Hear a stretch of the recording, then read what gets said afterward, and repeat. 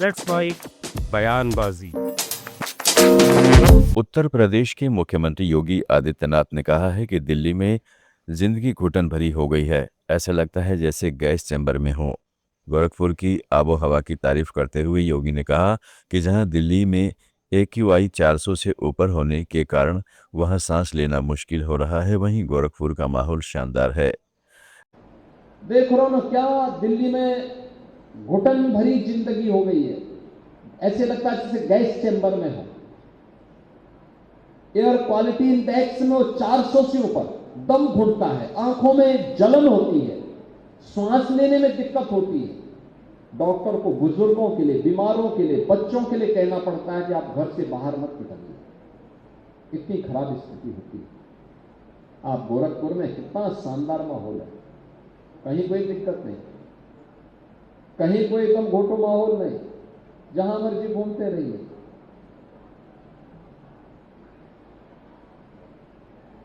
क्योंकि पर्यावरण को आप बचाएंगे तो पर्यावरण आपको बचाएगा।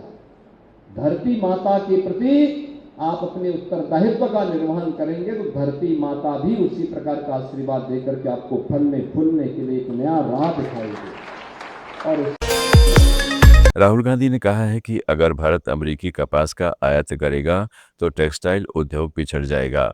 उन्होंने प्रधानमंत्री नरेंद्र मोदी और उनकी कैबिनेट पर भारत अमेरिका व्यापार समझौते को लेकर झूठ और भ्रम फैलाने का आरोप लगाया है। नमस्कार। हिंदुस्तान का टेक्सटाइल सेक्टर 5 करोड़ परिवारों को रोजगार देता है। नरेंद्र मोदी जी की जो यूएस डील है वो हिंदुस्तान के टेक्सटाइल सेक्टर को खत्म कर देगा, नष्ट कर देगा। ये बात नरेंद्र मोदी जानते हैं और पूरा हिंदुस्तान जानता है। मैंने पार्लियामेंट हाउस में समझाया कि बांग्लादेश को फ्री पास 0% टैक्स और हिंदुस्तान को 18% टैक्स। इसका नतीजा होगा कि बांग्लादेश की टेक्सटाइल इंडस्ट्री हिंदुस्तान की टेक्सटाइल इंडस्ट्री को खत्म कर देगी। Now what have you done? You have, the United States has reduced Bangladesh's tariff to zero. And our tariff is 18%. What do you expect our textile people to do? Their competitor is Bangladesh. If Bangladesh imports US cotton, they have 0% duty. Finished. Textile industry gone.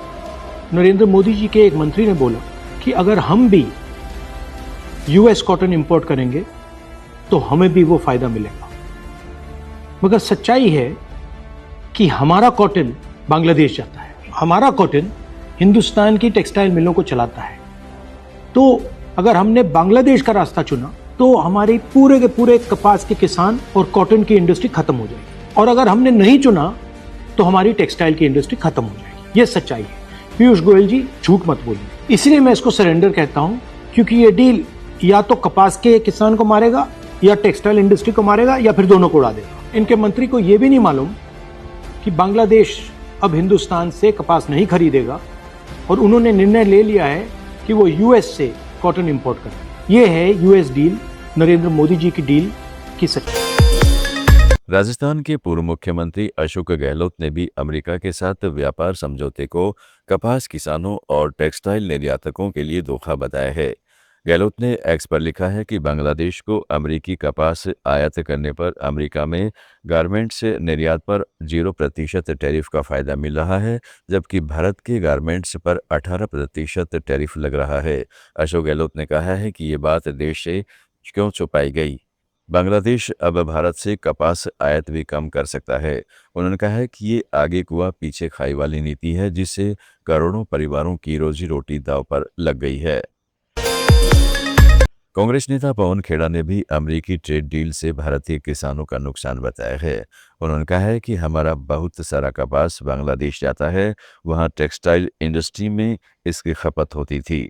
अब America ने बांग्लादेश के साथ जो deal की है, इससे बांग्लादेश भारत से कपास खरीदना बंद कर देगा। से जब हमने मांगा तो पीयूष गोयल बेशर्मी से पलट कर कहते हैं कि यही शर्त हम पर भी अमेरिका ने लगा दी है तो कोई दिक्कत नहीं। क्या शर्त है? कि अगर हम भी अमेरिका से कॉटन लेंगे तो हमें 0% टैरिफ मिलेगा। तो हमारी कॉटन कहां गई? हमारी कॉटन की किसान की चिंता कौन करेगा? और एक ट्रेडिशनल फसल है यहां की। हमारे कई आपने सही बताया, राजस्थान है, महाराष्ट्र है, कई राज्य हैं जहां से कपास पिछले कई दशकों से, शतकों से उगाई जा रही है।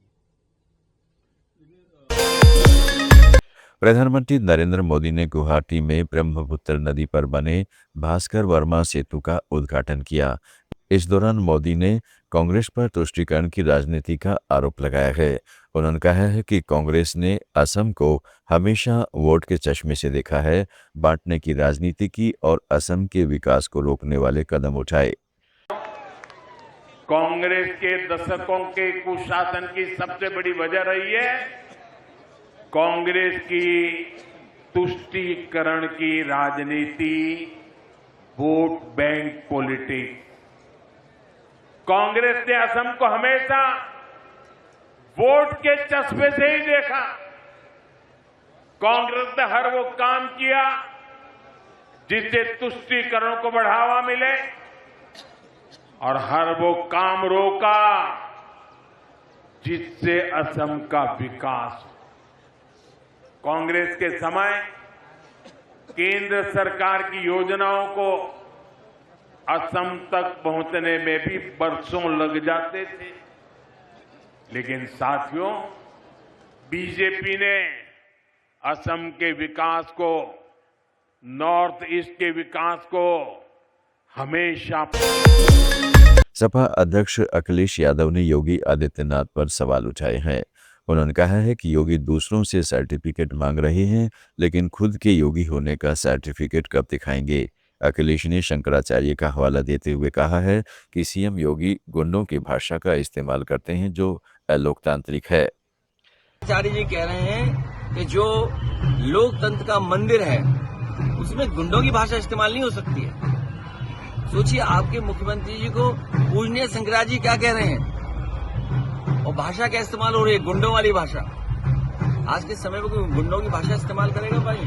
अनसिविलाइज्ड, अनडेमोक्रेटिक और इतनी खराब भाषा वाला कोई मुख्यमंत्री उत्तर प्रदेश में नहीं आया जो आज के समय पर हम लोग देख रहे हैं। और जो दूसरों का सर्टिफिकेट मांग रहे हैं, अपने योगी होने का सर्टिफिकेट कब दिखाएंगे भाई? दूसरों का सर्टिफिकेट मांग रहे हैं ना आप कि आपको शंकराचार्य किसने बनाया, तो आपको योगी किसने बनाया? और हम लोगों ने तो गीता पढ़ी है, गुरु नानक जी को पढ़ा है। उसमें ये कहा जाता है कि जो दूसरे का दुख अपना दुख समझे वो होता है योगी।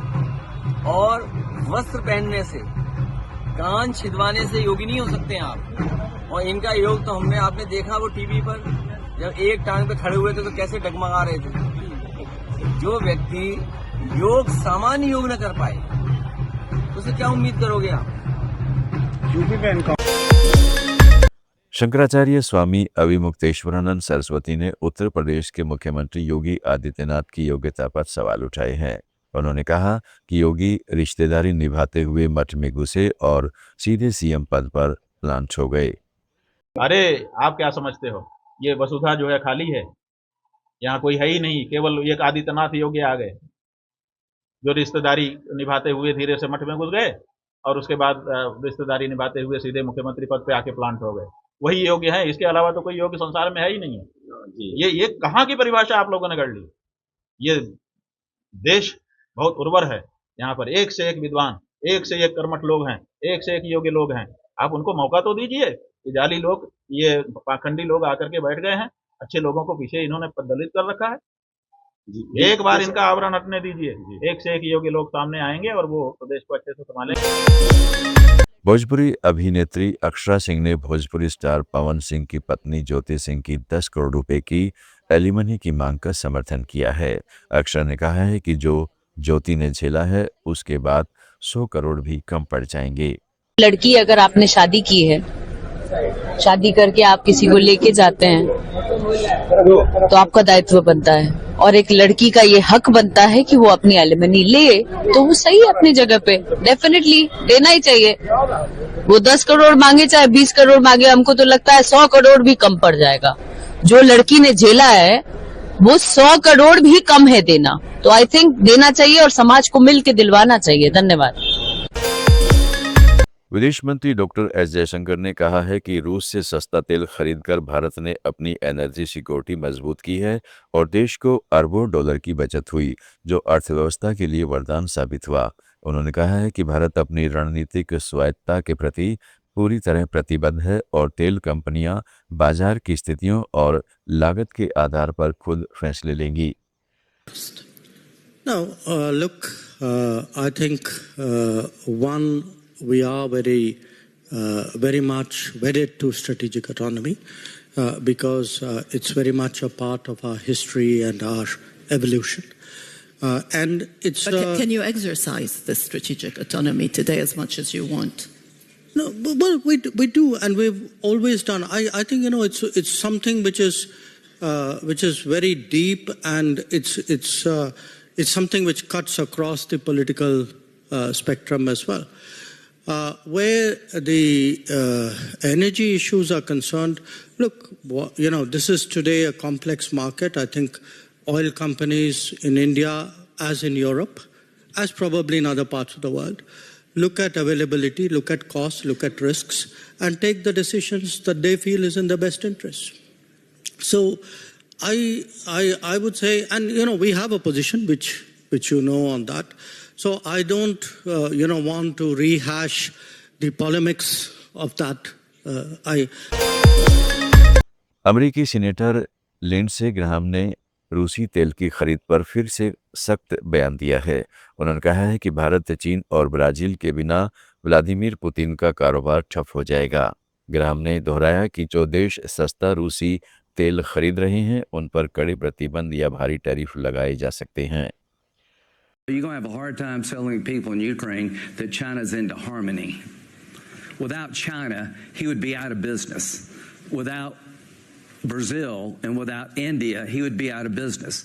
So we've got a bill, 85 co-sponsors. You know how hard it is to get 85 senators to agree on anything? Putin's done more to bring us together in the Senate than anybody in America. I'd give him the NATO Man of the Year award if he would come and get it. Bangladesh nationalist party के chairman Tariq Rahman ने चीन को बांग्लादेश का विकास साझेदार बताते हुए development friend बताया है। ढाका में मीडिया से बातचीत में उन्होंने पूर्व प्रधानमंत्री शेख हसीना को भारत से वापस लाने के सवाल पर कहा है कि यह पूरी तरह कानूनी प्रक्रिया पर निर्भर करेगा। SAARC was initiated initially by Bangladesh, so naturally we would want to revive SAARC. We will discuss with our friends. Once we settle the government, we'll try to revive it. निर्दलीय सांसद पप्पू यादव ने सत्ता पक्ष पर विपक्ष की आवाज दबाने का आरोप लगाया है।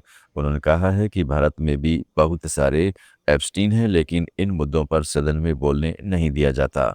उन्होंने कहा है कि इन मुद्दों पर बोलने वालों को राहुल गांधी की तरह सदस्यता खत्म करने की धमकी दी जाती है। बीजेपी के लोग सभी लोग, मैं किसी की व्यक्तिगत आलोचना नहीं करूंगा।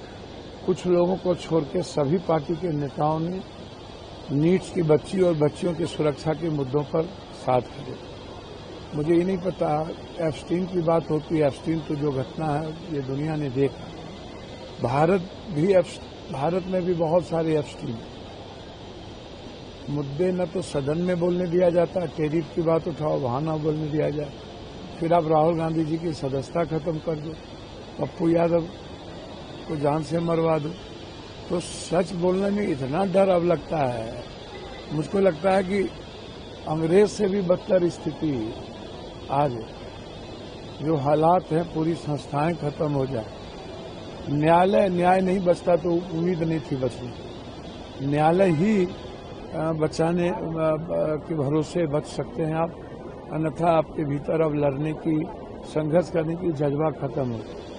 और मुझे लगता है कि बिहार में अच्छे और सच्चाई बोलने वाले लोगों के लिए राजनीति का आपको जगह नहीं बच गई। ये गंभीर विषय है। जिस तरीके से सभी एसपी क्रिमिनल मिल करके साजिश किया, अस्पताल मिल करके, तो इसके लिए स्पीकर साहब से भी मिलेंगे और सभी लोग, सभी नेताओं ने जिस तरीके से और सभी लोगों ने जिस तरीके से सपोर्ट किया, इसके लिए हृदय की गहराइयों से नेताओं को भी, सोशल मीडिया को भी, मीडिया को भी, प्रिंट मीडिया को भी और पूरे देश की जनता को धन्यवाद।